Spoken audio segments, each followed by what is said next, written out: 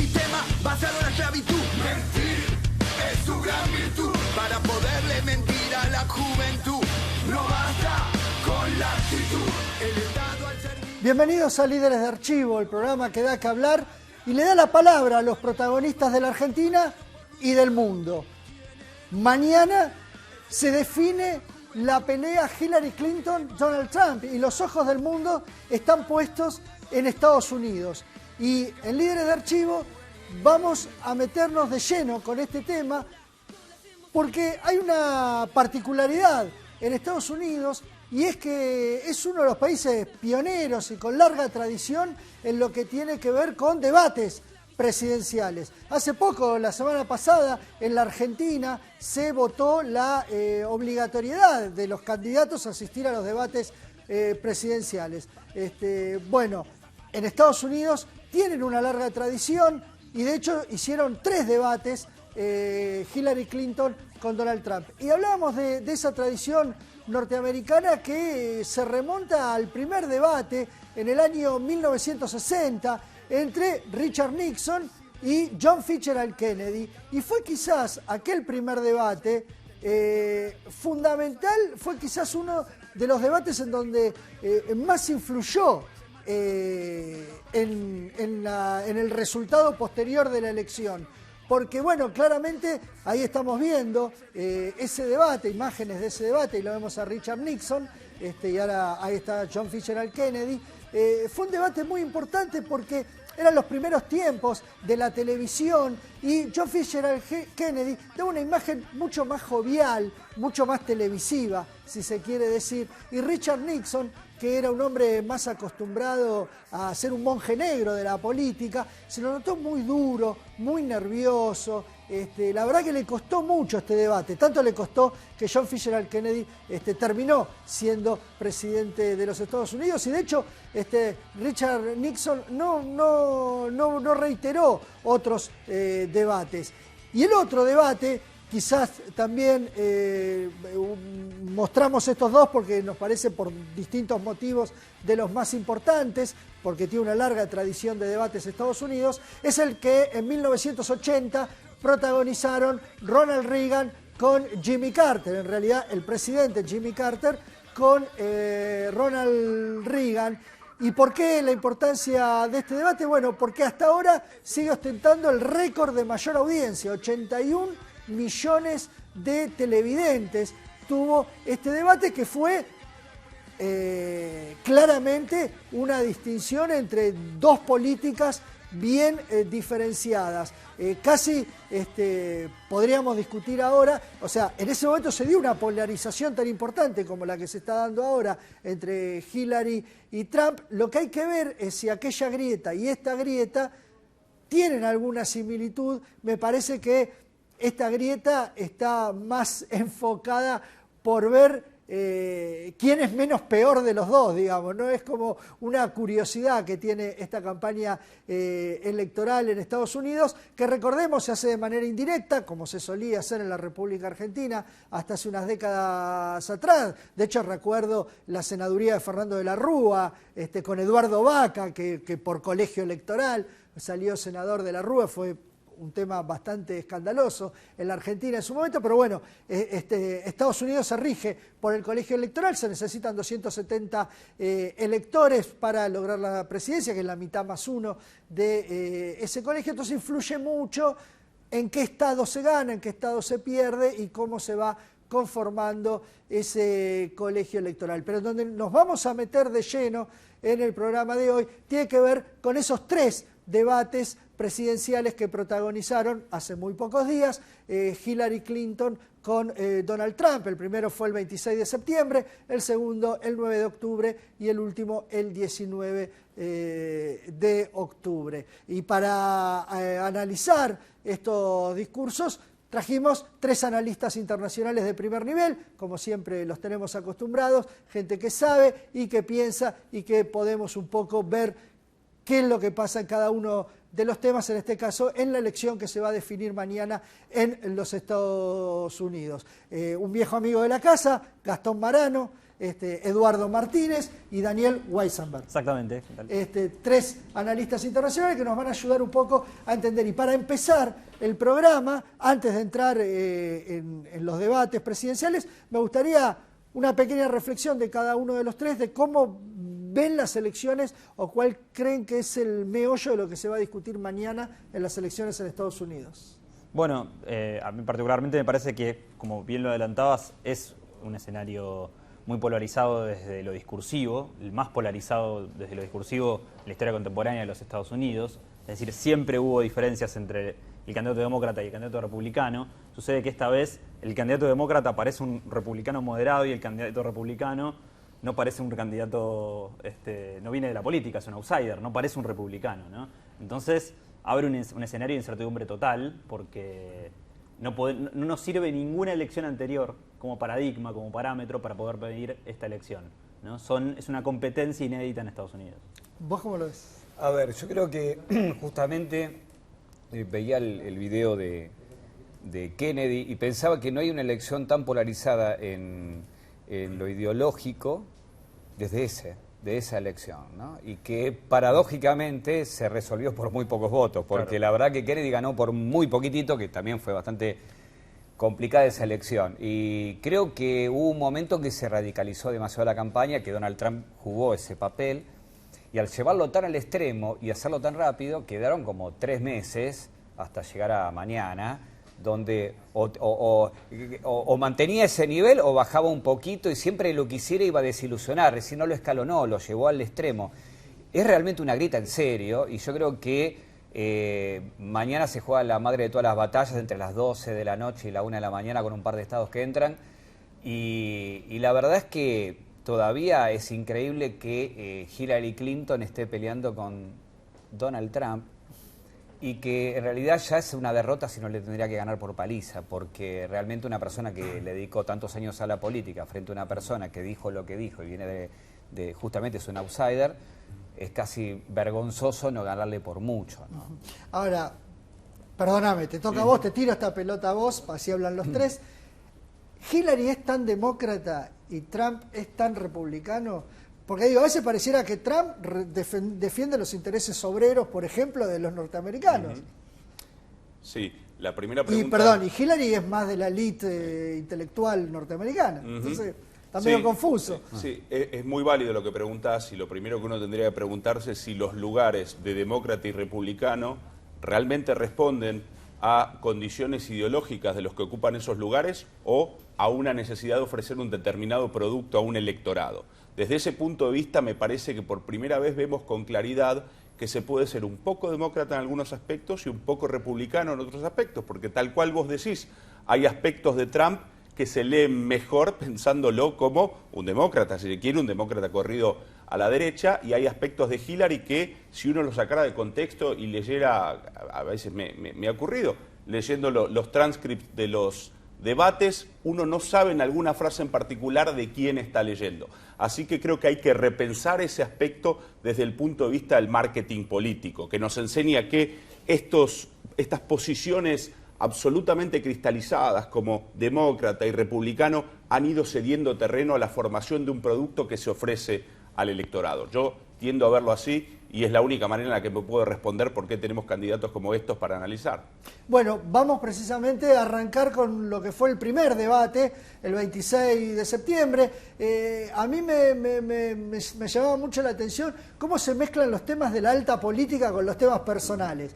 Vamos a escuchar hablar de temas importantes como la crisis de 2008 en Estados Unidos, pero también vamos a escuchar hablar de si Donald Trump declara impuestos o no declara impuestos y si Hillary Clinton hace mala utilización de los correos gubernamentales o no. Esto debatieron en el primero de los debates.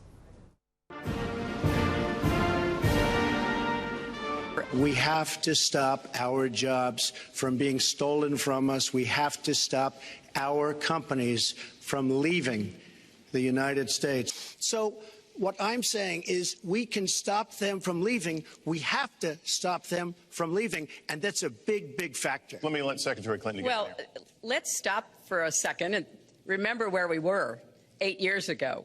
We had the worst financial crisis, the Great Recession, the worst since the 1930s. That was in large part because of tax policies that slashed taxes on the wealthy, failed to invest in the middle class, took their eyes off of Wall Street, and created a perfect storm. In fact, Donald was one of the people who rooted for the housing crisis. He said back in 2006, gee, I hope it does collapse because then I can go in and buy some and make some money. Well, it did collapse. That's called business, by the way. 9 million people lost their jobs. 5 million people lost their homes, and $13 trillion in family wealth was wiped out. And Hillary, I just ask you this. You've been doing this for 30 years. Why are you just thinking about these solutions right now? For 30 years you've been doing it, and now you're just starting to think of solutions. Well, actually, I will bring back jobs. You can't bring back jobs. Well, actually, I have thought about this quite a bit. Yeah, for 30 years. I have, well, not quite that long. I think my husband did a pretty good job in the 1990s. I think a lot about what worked and how we can make it work again. Well, he approved 3 million NAFTA. new jobs, He approved a balanced NAFTA, budget, which is the single worst trade deal ever approved in this country. Incomes went up for everybody. Manufacturing jobs went up also in the 1990s, if we're actually going to look at the facts. And now you want to approve Trans-Pacific Partnership. You were totally in favor of it. Then you heard what I was saying, how bad it is, and you said, I can't win that debate. But you know that if you did win, you would approve that, and that will be almost as bad as NAFTA. Nothing will ever top NAFTA. That is just not accurate. I was against it once it was finally negotiated and the terms were laid out. I wrote about that in... You called it the gold standard. Well, I hope... You called it the gold standard of trade deals. You said it's the finest deal you've ever seen. No. And then you heard what I said about it, and all of a sudden you were against it. Well, Donald, I know you live in your own reality, but that is not the facts. The facts are, I did say I hoped it would be a good deal, but when it was negotiated, which I was not responsible for, I concluded it wasn't. With a little leadership, you'd get it in here very quickly, and it could be put to use on the inner cities and lots of other things, and it would be beautiful. But we have no leadership. And honestly, that starts with Secretary Clinton. All right. I have a feeling that by the end of this evening, I'm going to be blamed for everything that's ever happened. Why not? Why not? Yeah, why not? You know, just join the debate by saying more crazy things.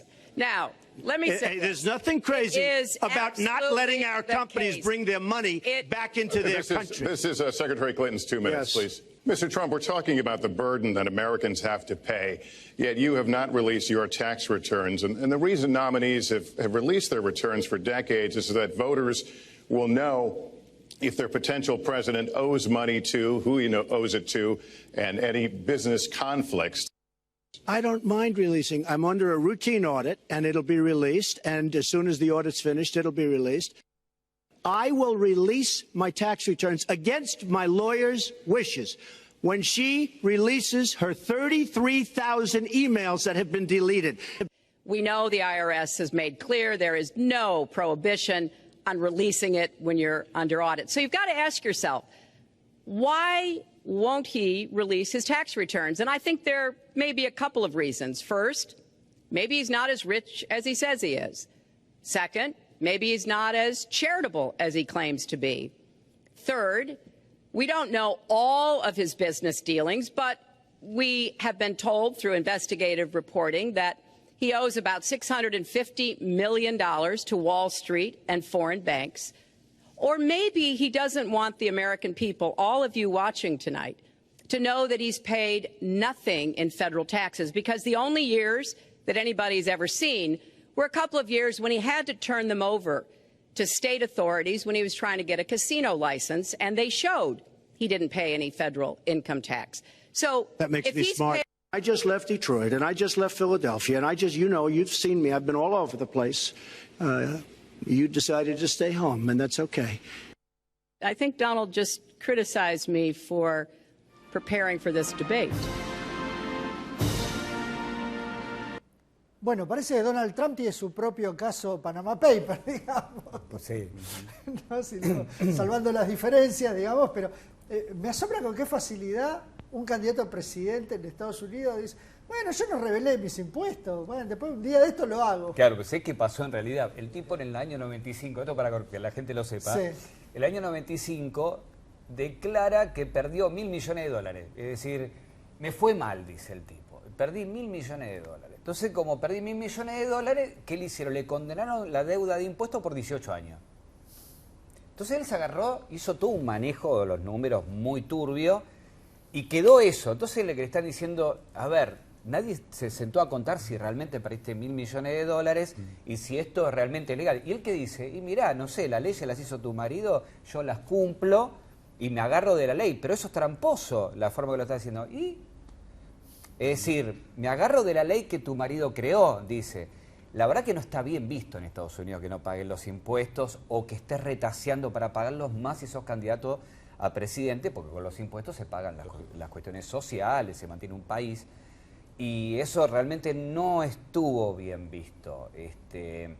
Y inclusive cuando saca el tema de los correos de Hillary... Sí, digamos de paso como información que hoy el FBI ya dijo que... Y lo había lo dicho en desestimó. julio, ya, lo había Claro. dicho en julio. Es decir, Que lo no único la que hizo el investigar. FBI, que también hubo como una especie de trampa dialéctica de Trump, que estuvo bien, digamos, como chicana política, que dijo, no pueden haber revisado en 8 días 650.000 correos. No, que no tuvieron que revisar. En julio dijeron que no, lo único que hizo el FBI es revisar si hubo algún cambio en ese aspecto y aparte, no sé qué piensa Igual nada Trump. es inocente, el FBI jugó ahí. Sí, pero a ver, es obvio, pero no me refiero a eso, sino que también es loco pensar que un tipo del FBI está leyendo 650.000 correos electrónicos uno por uno, es decir, hay sistemas electrónicos que chequean, cruzan, es decir, no se hacen así las cosas, es decir, no es que hay un tipo que se sentó a leer 650.000 correos.